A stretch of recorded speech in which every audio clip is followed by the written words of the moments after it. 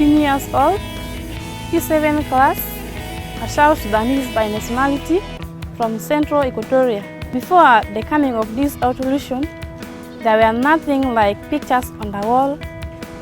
There are some pictures of the heart which shows the parts of the heart.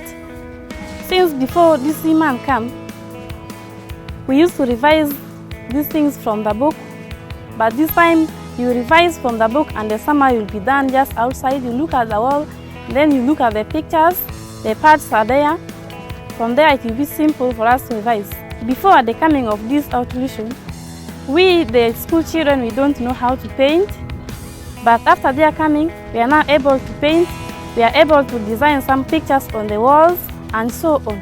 When we go back to South Sudan, I will be able to train people how to paint, how to mix different colors of paints and so on. My name is Peter. I'm 14 years old. I'm from P5. I'm a South Sudanese by nationality. Even this is for the first time to touch these colors of the painting. I don't know how to mix the colors, and my brothers also don't know. But when the Artolution come here, now we have known everything. I need to teach those people which didn't come to the settlement how to paint, how to mix these colors of painting. That's what I promise if I go back to South Sudan. My name is Adar Miriam. I'm a South Sudanese by tribe, by nationality. And here I'm in Bidibidi refugee settlement as a teacher. As an elephant drawn for us here in Refugee Primary School, for me as a teacher it will help me, because when I'll be teaching about an elephant, these children will see it. I can even bring them out and tell them, you people, let's go and look at our elephant. This art really is going to make these children be friendly to each other, because there is a sharing of paint, sharing of brushes, sharing of idea. Art is really a way of healing these children who are traumatized, because by the time we started this Artolution program, children couldn't share. But then when this Artolution program began, I saw that children were cooperative. My name is Alex Taban. I have learned painting, drawings, mixing colors. Those drawings just draw them in order for the children to learn more about it. As you can see, there are two heads there. We wrote that one, we draw that one, that. Those are our leaders. They should come together and bring peace in our land, South Sudan. My name is Flora Ayakaka. I am a teacher by profession. The Artolution project has impressed me in a way that I have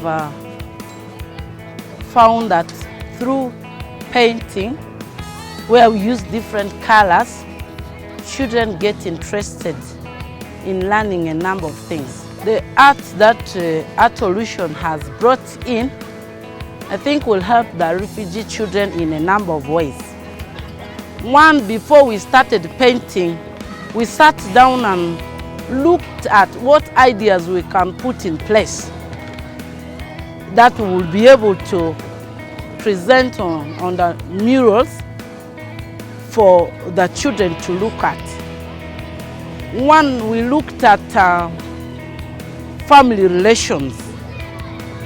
We built on a number of ideas where we looked at families sitting together, doing a number of things. We looked at children playing, people getting water from the same point. Those are things that can bring people together when they look at this that has been put on the walls. They will have to learn a lesson that it is important that as they're here in Uganda as refugees, they can as well live together, forget their differences in South Sudan. My name is Max Frieder. I'm the co-founder and co-executive director of Artolution, which is an international community-based public arts organization. We paint murals and build interactive sculptures out of trash and recycled objects with kids and communities around the world focusing on working in refugee camps, in conflict zones, and in different types of communities, training local artists how to be able to facilitate their own programs. Here we are in the Tuajiji Primary School, which is a school in Zone 1 of the Bidibidi Refugee Settlement. It is the largest refugee settlement in Africa, with over 230,000 people. We have created this piece of art that embodies everything that exists in this community, which is the love, the embracement, the unbelievable enthusiasm that this community has had for the arts and for creativity. Originally, we were supposed to paint one mural. Instead, we painted 3 murals, the entire school, a giant sculpture, a giant canvas, 2 exchange murals, one with Syrian refugees in Jordan and one with Rohingya refugees in Bangladesh. This program is unlike any program I've ever done. And the reason why is the way that the people here interacted and were able to embrace this program was so full of love, was so full of soul, had so much enthusiasm, it was just very overwhelming. It was so humbling to be able to see how the people here took this small door that was open and blasted it open with expression. And that is the ability that the arts has, to be able to facilitate communities to tell their stories, to be able to say, we are here, we matter, who we are matters, and what we have to say to the world matters.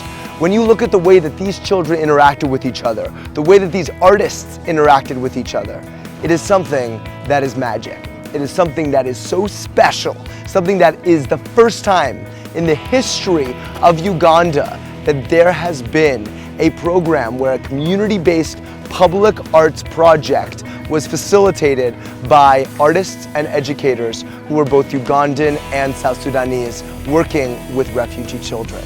This program is the first of its kind here in Uganda, and it is an ongoing seed. It is a seed that has been planted that will continue for the long term. The goal is that this is not a one-time project. This is a model about what is possible.